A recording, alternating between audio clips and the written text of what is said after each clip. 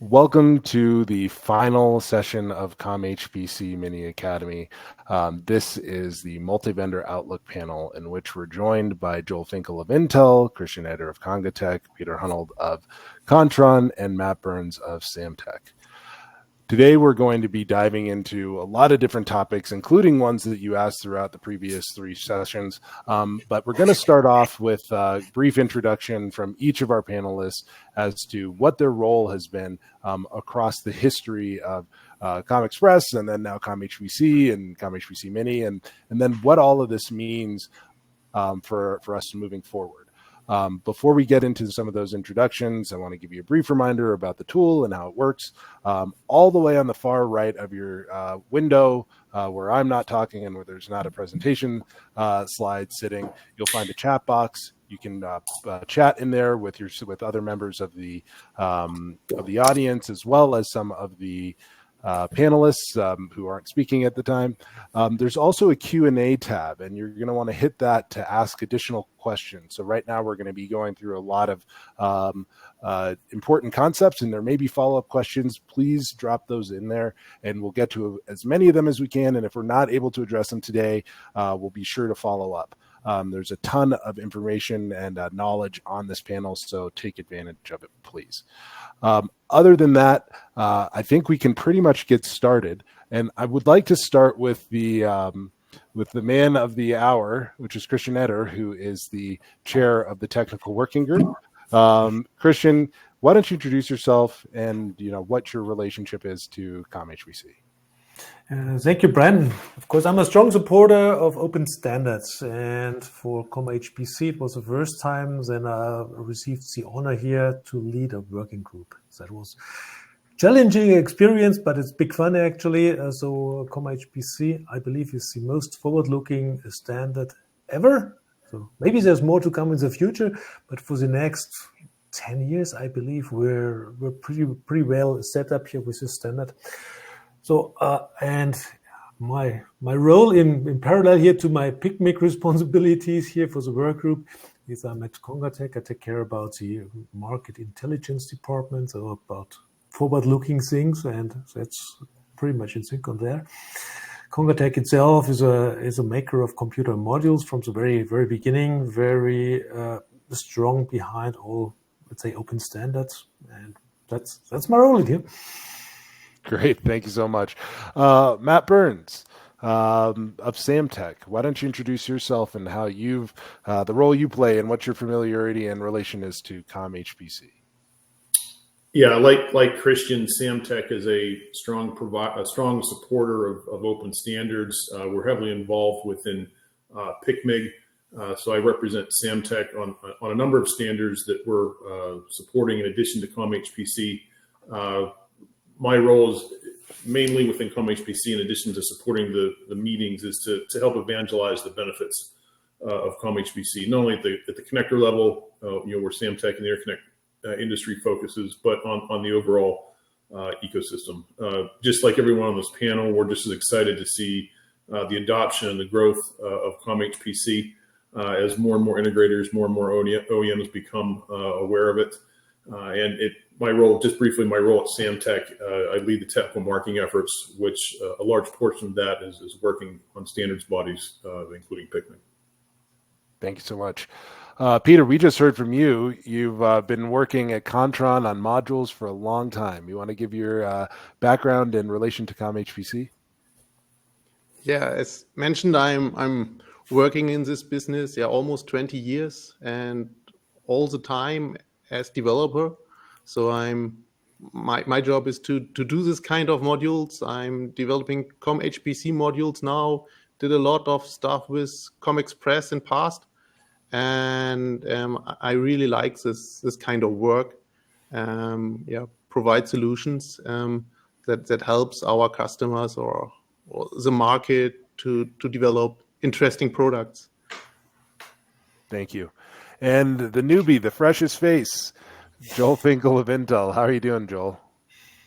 Doing well, Brandon. Yeah, thanks for having me. So even though I'm a newbie, I've been involved with with this crew for several years now with COM-HPC, COM-HPC Mini, COM Express.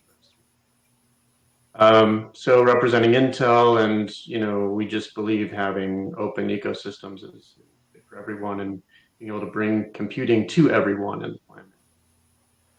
I'm really happy you're here. I'm really happy you're here, Joel, because we got some questions about forward-looking things. We're in a world now where having a homogeneous architecture is not standard anymore. So I'm interested to get your thoughts on some of that moving forward.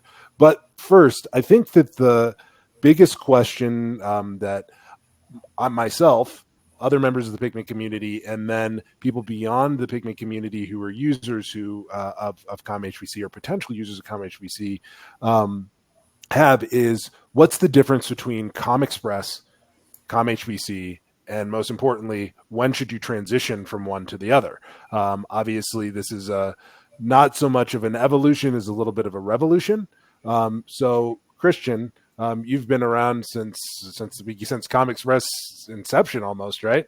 What can you tell us about what the differences are between the two? Yeah, the difference is on the performance levels. As on the slides we saw before here, it's a pin count and it's a performance level. It's a much faster IOs, much more IOs. It's really an evolution, maybe also a revolution, because some stuff becomes enabled. Applications which have been too power hungry in the past for COM Express can be addressed right now. But when should you change? That depends, of course, strongly on the project. So COM-HPC is defined to be very forward-looking. If you can foresee that your application does require higher levels of performance, maybe from the compute side or from the just sheer data throughput side, then you should think about to streamline your upgrade or your next design here for COM-HPC.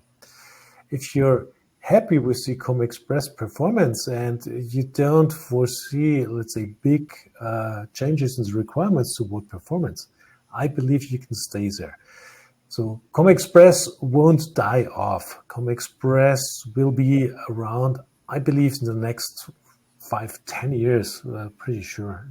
Just like we see in the embedded world, older standards like ETX, which was founded back in the late 90s, still around and still serves those markets. Of course, it becomes more complicated after that long of a time period, but there's no strong force other than your application itself to change. That's my opinion.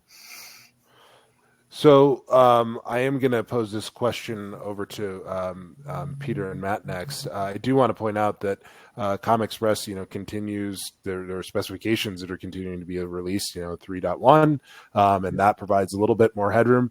But your take, Peter, what are the differences, and when should somebody make the move from COM Express to COM-HPC, in your opinion? Yeah, I agree to Christian. When the application needs more I/O performance and needs the newer standards, PCI Express Gen 5 or newer, then COM-HPC is the right standard. It's the best fitting standards. If you want to have a scalable solution that goes down and also up to PCI Express Gen 5, or then it's also the right solution. When you are talking about the server type, or there you have a lot of more bandwidth on the Ethernet that's not available on COM Express yet, and could not match because the PCB size is not there. And so in the end, when you need something more powerful or faster, then COM-HPC Mini is normally the right size, COM-HPC is the right size or the right solution, and you can decide what you want to have, so you can scale down also in the end. That's an advantage of all this module form factors, I would say, so that you have some upper end, but normally you can always go down.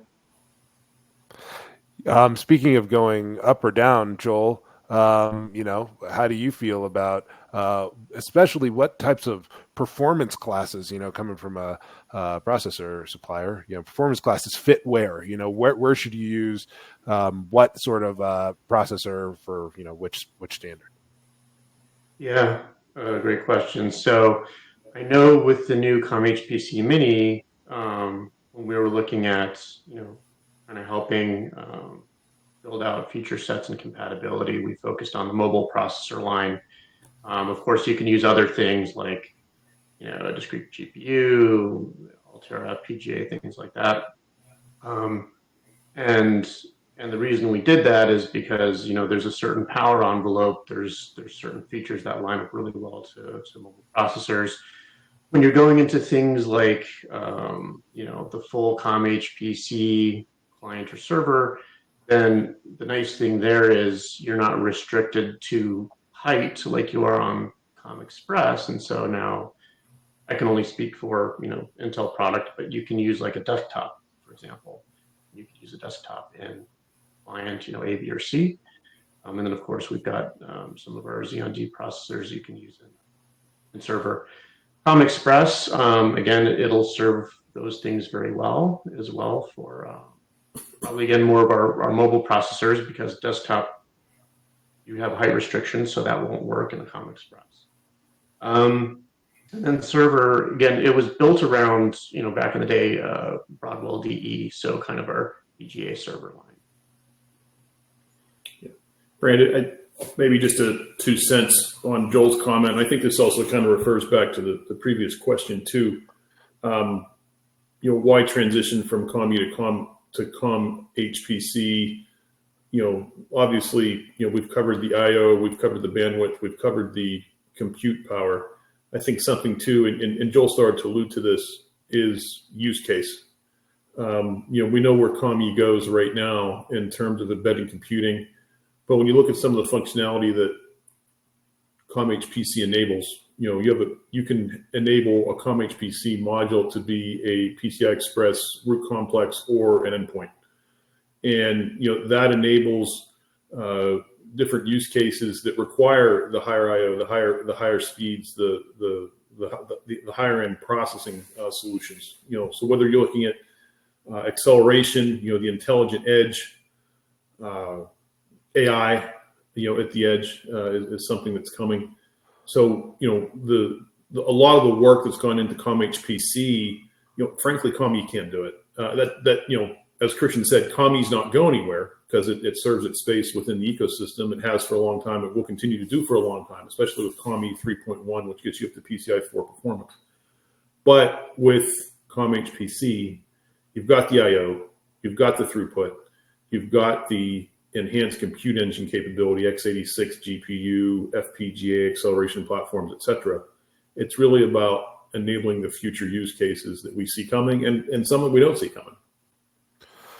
Yeah, so that might even be these small things actually, like USB-C support. That's of course something which is great. Or don't forget about this Ethernet stuff. Here's the faster Ethernet. So COM Express is limited to 10 gigabit Ethernet here, while 25 gigabit and multiple sources 25 are a widely used standard nowadays.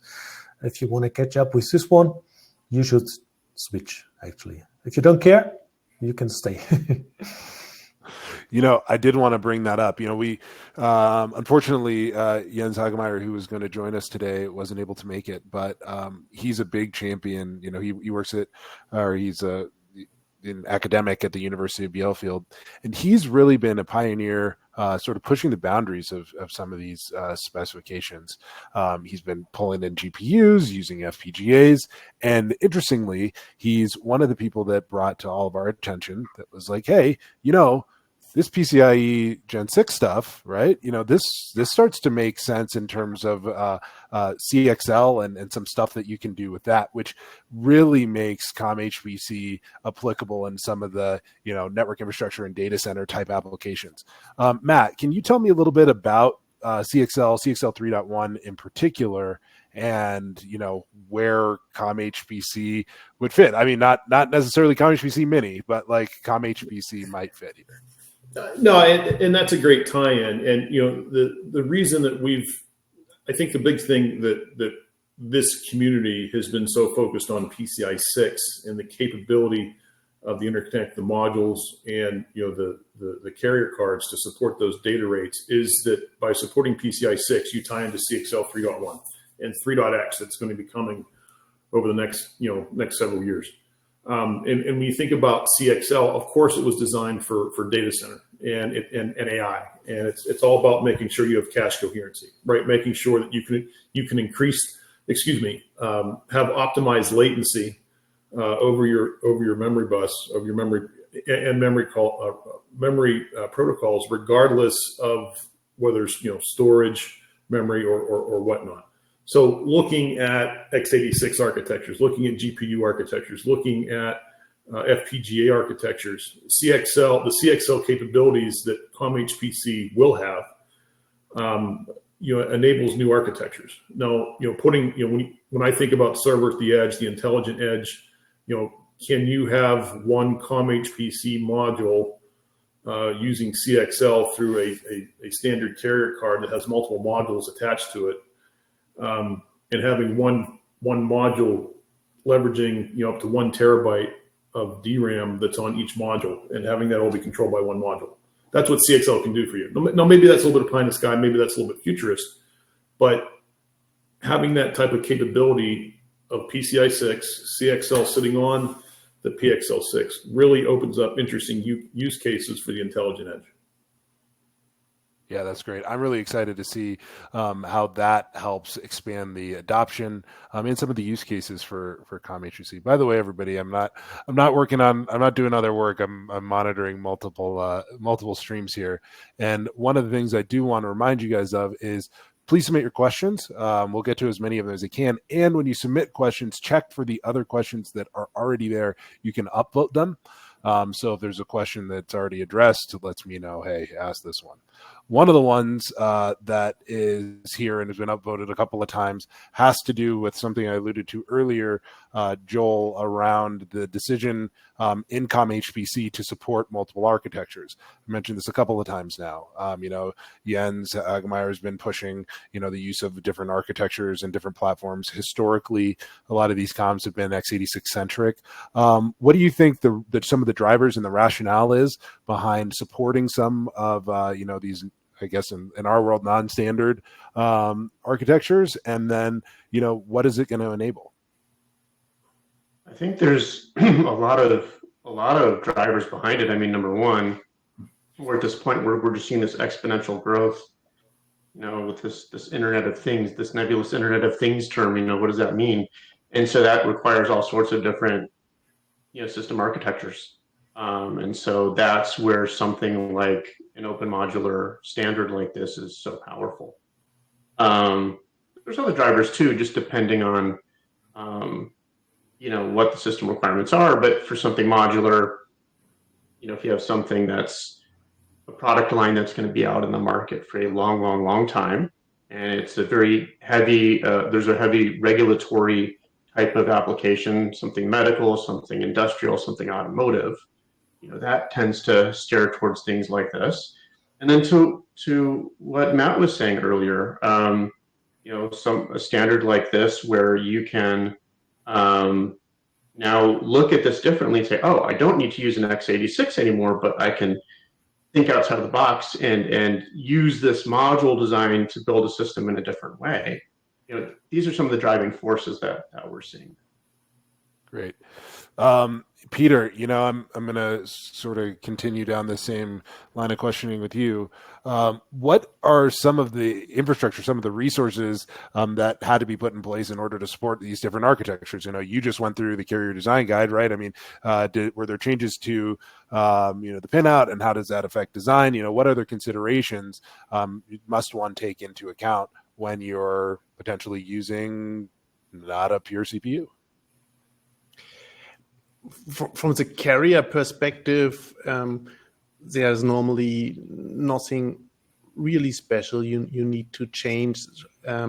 If you stay, I would say, on the major features that you need or that you want to use. So PCI Express coming out of an x86 is the same like like PC Express coming out of an ARM.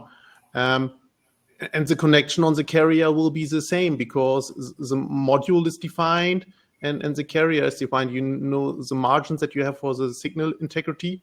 And so if the layout is done in a proper way, the power consumption is done, then you could seamless switch between different architectures. So there are maybe some features that are not so common on other platforms like HD audio. If you have something like that, then you are more focused on x86 products, or if you implement that on your carrier. But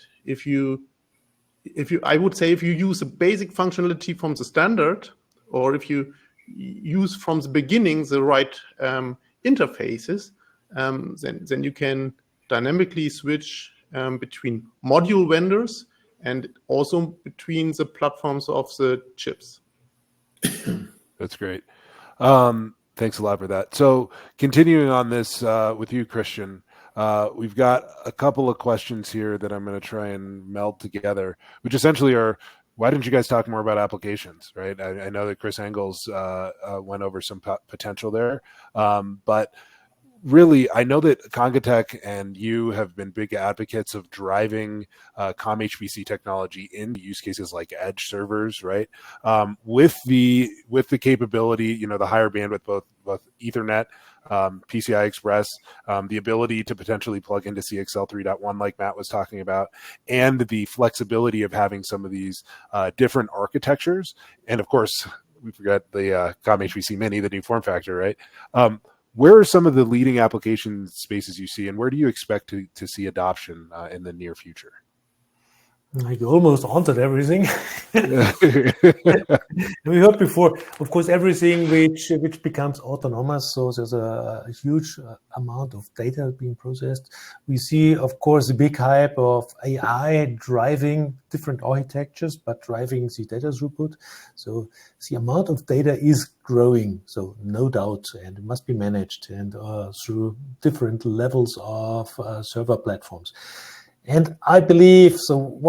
One strong reason to create COM-HPC was the drive towards edge servers. So data, not all the data, I have to say, can be transmitted to a data center to be processed and to be sent back to processed results. Think about the autonomous stuff. So you cannot transmit all video data, then find out this is a red traffic light or not, and then stop the car or not. So it's about latency as well. It's about privacy. Not everybody wants to send his data here to a data center to be analyzed and to get it back. So privacy, latency, that's driving forces. And then having the servers to do the processing or the pre-processing somewhere at the edge, it's about ruggedness. So, and this have been the drivers behind COM-HPC on the server side. Of course, on the client side, the driver have been more on the performance things here, getting more lanes, getting faster lanes, getting more interfaces. That was the drivers here, because some applications have not been happy with the offering, or it was not enough. And I believe most of the applications we see out there are more and more power hungry. So the software is there. We see this from, let's say, AI, for example. So the technology for AI and the algorithms have been in place for 20, 30, 40 years. That's nothing new. But now we have the silicon, and now we have the performance to really roll it out. And so there's for sure some more headroom on that. As we have the silicon, and the performance, it will be used, and the requirements will raise. So it's exponential growth as always. But what could I say about the applications? It's embedded is everywhere. I was just gonna wag my finger at you with the autonomous IoT. All of you guys, like, come on, give me a real application. Stop waving your hands like that. Yeah, it's too broad. I'm gonna go down the connectors real quick because there's an interesting question here. from Jeremy. It says it's from me. It's not. It's from Jeremy, who's been very active today. So thanks for your participation, Jeremy. I'd be interested to hear a discussion about why SATA is supported instead of SAS, especially for server configurations. Somebody want to be the brave one to take that? Do I have to volunteer somebody? Well, let me answer that from a performance standpoint. When we're talking about the data rates that the connector supports, the next generation speeds of SATA and SAS, we're okay. I think that comes down to more of an architectural standpoint, and maybe I'll defer to Joel or Peter or Christian from that perspective. So at least what I see with my limited view, I'm not a big server specialist, honestly, but when it comes to performance, so it's more about the NVMe. So that's what when it comes to there, if it's really performance, it's NVMe, and SAS is the serialized SCSI here from the past. Sure, that's more on the server side. We talk about edge servers, not about, let's say, data center servers.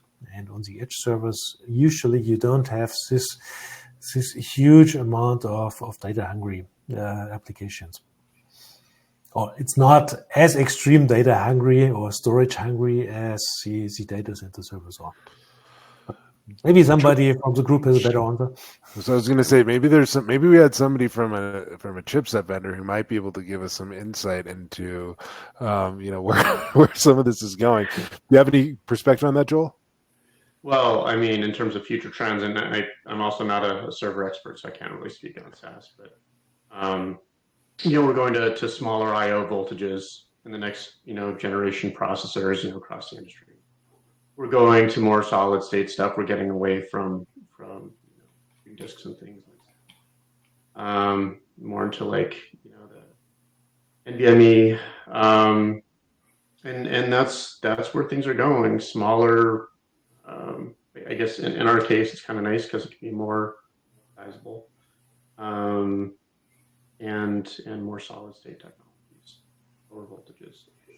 Great. Peter, I saw you unmute yourself. You have something to add? Yes. So I think it's because of the chip doesn't provide it at the moment, or the common embedded chips don't use it. But if it's just the same signals, I think SAS does not need more signals than SATA. And if a future chip would support it, I think there will be a module available that supports it. But on the other hand, there is no limitation. The carrier designer has a chance to do it. If there is a PCI Express SAS controller, they can put it on the carrier, and then they can make their own SAS connectors or SAS devices like they need it. That's the advantage of the standard. So you have a lot of PCI Express, and normally this is a typical carrier application, I would say.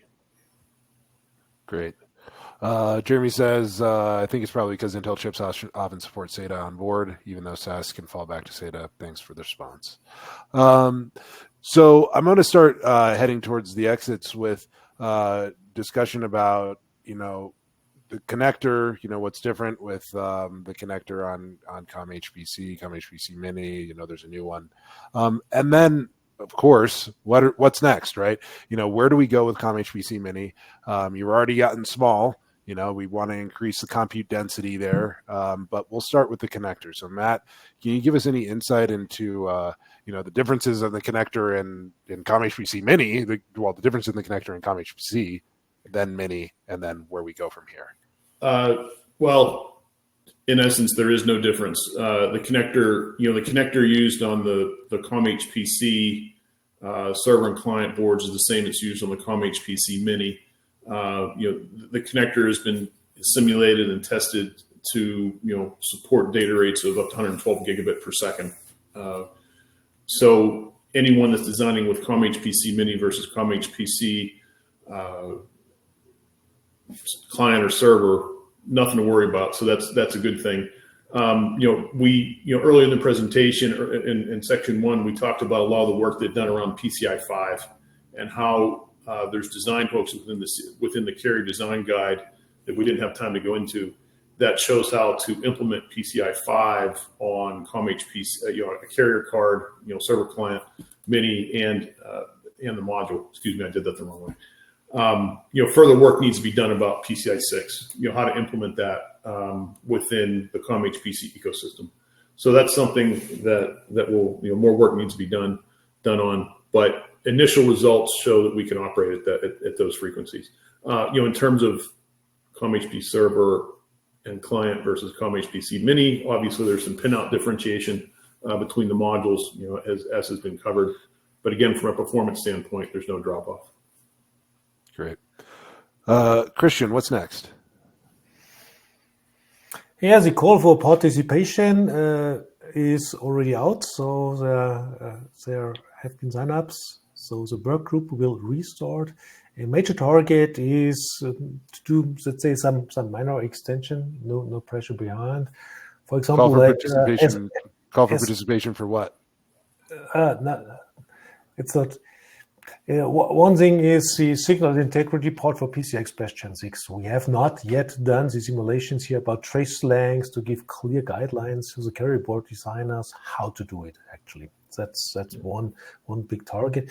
We have not done that before because the Gen 6 spec was not yet released. So that was the simple reason we have to do our homework. There's also some requirements here on the table. Why not support higher power consumption here on the servers here to really scale up even further as we could do? So I mentioned today, I think we have a limitation of about 350 watt today, but it looks like there's a demand for even higher power consumption. And one way could be to straighten up or to relax the DC voltage we get across the connector, actually, too. So there should not be a big pin change or extra connector or whatnot, but we will most probably add, let's say, a relaxation here on the voltages to get more power across the connectors. So those are the things we gonna discuss here in the next round of the committee here, and it's about to start quite soon, I guess. So within the next couple of weeks, it will be the first invite here for the next round. So I just received today from the PICMG the results here about the companies which signed up. I talk about companies. Up to now, there have been more than 35 companies active here in creating this standard. It's quite a lot, and it's not just the board makers. It's software companies. It's of course the chip vendors. It's a really big group of companies which enables to make this specification be open and forward-looking. Even the connector guys are involved. Yeah, not just one. It's a handful of connector guys. Yeah. So that was, sorry for cutting you off a little bit earlier there, Christian. So that is a call for participation for COM-HPC, the COM-HPC working group. Okay, just want to clarify. Okay, so anything moving forward? Anything you can tell us about what Intel's cooking up, and we should all be that's under NDA, and we're all going to get the. I mean. Again, it's kind of as I highlighted before. Of course, I can't go into specifics, but there are things that'll be featured in the COM-HPC, the next version, the 1.3. We're just adding new features that are coming along. But again, lower IO voltages are coming across the industry as process nodes get more and more advanced. There's always a churn of new things coming, old things being sunset, and now we're seeing, of course, as you know, Brandon, this integration of GPU and NPU capability. So those things will continue to come, which is super compelling, especially when you start mixing in some of that functional safety stuff that we talked about way back at the beginning. Peter, for you, what are you looking forward to? What's next? Yeah, what's next? next generations of CPUs, making new modules. That's from a developer perspective, the thing we do. So I will participate in the next round, and yeah, Very good. let's see what we will discuss in the group. Great. Well, that brings us to the end of our time today. There was information about, or a mention about the call for participation. I'll make sure that that's up on the PICMG website, which you can visit at https://picmig.org. There's a lot of good information there. We will be archiving some of all of these sessions and the presentations on YouTube. This was live streamed to LinkedIn, or you can access it there, and other places around the PICMG digital infrastructure. So make sure that you keep an eye out for that. And other than that, there was some chatter going on in the chat here discussing, again, more and more about these applications, and specifically more about carrier design. I think that's a big area for all of us to look into moving forward, and I'm hopeful that we can get some of these participants back, and then some other participants who've got some expertise in this to get involved and really showcase what they know about COM-HPC and embedded hardware design. Well, thank you so much. I really want to thank Joel Finkel of Intel, Peter Honnold of Contron, Matt Burns of Samtech, Christian Eder of Congatech, and then, of course, our friends who've already departed, Richard Pino of AD-Link Technology and Chris Engels of Avnet Embedded.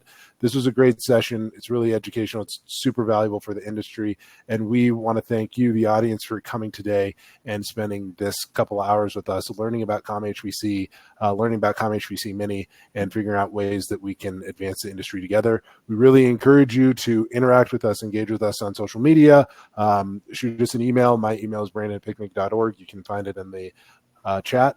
And you can find all of these good gents on LinkedIn as well. So feel free to keep in touch, and let's keep making things better.